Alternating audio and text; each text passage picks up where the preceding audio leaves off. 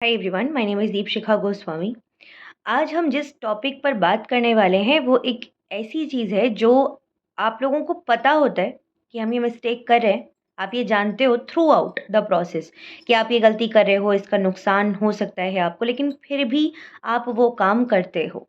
और क्यों करते हो आप वो काम? जस्ट बिकॉज़ कि आपको शायद राइट गाइडेंस नहीं मिल रही, आपको कोई ये बताने वाला नहीं है कि इस चीज़ का कितना नुकसान हो सकता है, और वो चीज़ अल्टीमेटली वो इतना ख़राब होता है कि वो अल्टीमेटली आपको फेलियर की तरफ लेके जाती है।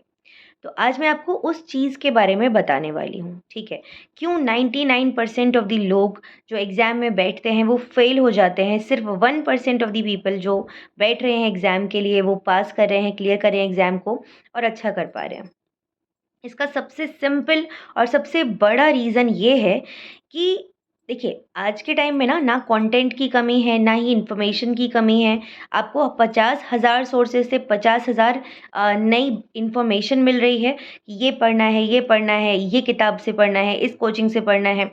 सब आपको पता है because it is a like of course digital world. आप इंटरनेट पे हैं, इंटरनेट की का समय है और इंटरनेट पे सारी इन्फॉर्मेशन अवेलेबल है। लेकिन अब प्रॉब्लम ये है कि क्लैरिटी नहीं है। आपको ये नहीं पता कि इतनी चीज़ अगर मैं करूँ तो मुझे फ़ायदा मिलेगा और अगर मैं ये चीज़ करूँ तो मुझे नुकसान होगा। अगर कोई आपको एग्ज़ैक्टली ये चीज़ बता दे ना कि यहाँ फ़ायदा है और यहाँ नुकसान है, तो आप शायद इसको चुनेंगे और इसको छोड़ देंगे। लेकिन आपको इस इन्फॉर्मेशन क्लटर्ड फॉर्मेट में मिल रही है, जहाँ पे आपको ये पता ही नहीं है कि कौन-सी आपको चुननी है और उसके साथ आपको आगे बढ़ना है और कौन-सी आपको स्किप कर देनी है। ठीक है? तो वो जिस दिन आप समझ पाएँगे कि okay this is the information which I need to stick with, which I need to study and revise, and this is the information which I need to like let go of, है ना? तो उस हिसाब से आपको अपनी तैयारी अगर करोगे आप, तो डेफ़िनिटली एग्ज़ाम क्लियर करोगे। अब जो 1% लोग हैं वो कैसे इस काम को करते हैं? देखिए, बहुत सिंपल बात है। आपको सिलेबस आपके एग्ज़ाम का पता है। अब टॉपिक वाइज़ आपने जो टॉपिक्स हैं उनको सेग्रीगेट किया और टॉपिक वाइज़ जो उनके सोर्सेज़ हैं उनको आपने सेग्रीगेट कर लिया। जैसे ही आपने ये काम किया कि for example topic 1 biochemistry, okay. Biochemistry के लिए फॉर एग्ज़ाम्पल आपके पास 4 किताबें हैं। एक है लिनिंजर, एक है वॉइट एंड वॉइट, ठीक है? एक हो गई आपकी एक्स कोचिंग मटीरियल, एक हो गया वाई यूट्यूब चैनल का कंटेंट, ओके। नाउ अब आप इन चारों में से कभी यहाँ से पढ़ रहे हैं, कभी वहाँ से पढ़ रहे हैं, कभी किसी ने बता दिया इस बुक से क्वेश्चन आता है तो यहाँ से पढ़ने चले गए पूरी किताब, पूरा 2 महीने इसी में लगा दिए।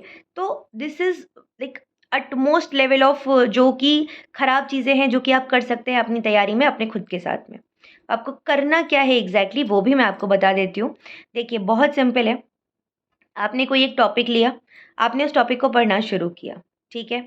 सिंपल है, पहली चीज़ होती है अंडरस्टैंडिंग। जब आप किसी भी बुक को पढ़ रहे हो या मटीरियल को पढ़ रहे हो या यूट्यूब वीडियो देख रहे हो, तो सबसे पहली चीज़ होती है कि क्या आप उस टॉपिक को समझ पा रहे हो? क्या वो टॉपिक आपके दिमाग में अच्छे तरीके से जा रहा है? इफ़ जा रहा है, वेल एंड गुड, बहुत बढ़िया। अगर नहीं जा पा रहा वो टॉपिक प्रॉपर्ली दिमाग में, definitely you need to change your source because जहाँ से समझ में ही नहीं आ रहा, भले ही 50,000 लोगों ने वो चीज़ पढ़ी हो, लेकिन आपको समझ ही नहीं आ रहा। तो डेफ़िनेटली आपको अपना सोर्स चेंज करना पड़ेगा। और सेकंड सबसे इम्पॉर्टेंट बात होती है कि क्या वहाँ से क्या उस सोर्स से आप को पढ़ने के बाद आपने एक टॉपिक कंप्लीट किया, फॉर एग्ज़ाम्पल एंजाइम काइनेटिक्स आपने पूरा कंप्लीट कर लिया, ठीक है। अब आप क्वेश्चन करने बैठे, आपसे 5 क्वेश्चन भी नहीं हो पाए। क्यों नहीं हो पाए? फर्स्ट मेबी आपको समझ नहीं आया, सेकंड मेबी उस कंटेंट में इन्फॉर्मेशन की कमी है। तो now you need to figure out कि क्या वहाँ पे ये इन्फॉर्मेशन नहीं दी हुई थी या क्या मेरे समझने में कोई दिक्कत है? और उस हिसाब से फिर आपको अपने सोर्सेज़ पे स्टिक करना है या उनको छोड़ना है, ठीक है? ये काम जब तक आप नहीं कर रहे हैं ना, 100% मान के चलिए आप एग्ज़ाम को पास करने की डायरेक्शन में आगे नहीं बढ़ रहे हो।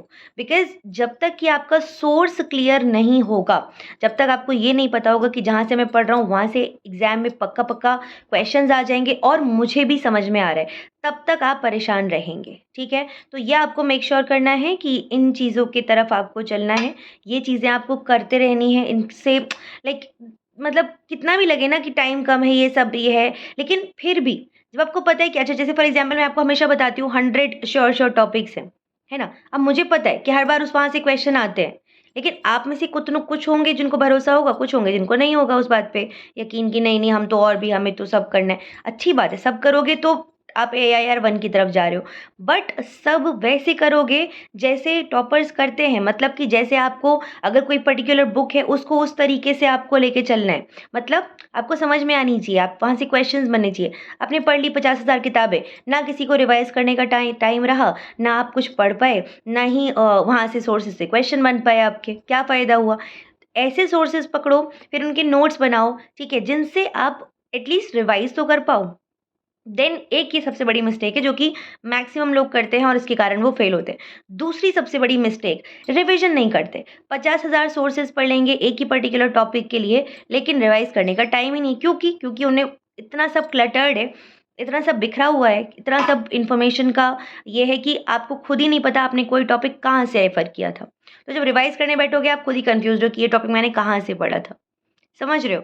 तो maybe you can what you can do is you can just make an Excel sheet और मे बी कोई नोटपैड बना लो, एक जगह कॉपी पे लिख लो, कुछ भी करो।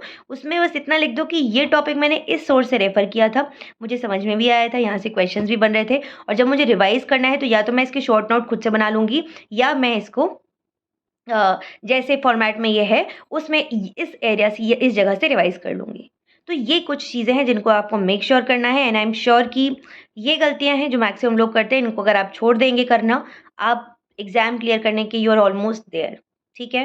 तो बस अपना ख़्याल रखिए, will see you in the next session very, very soon. Bye everyone, take care.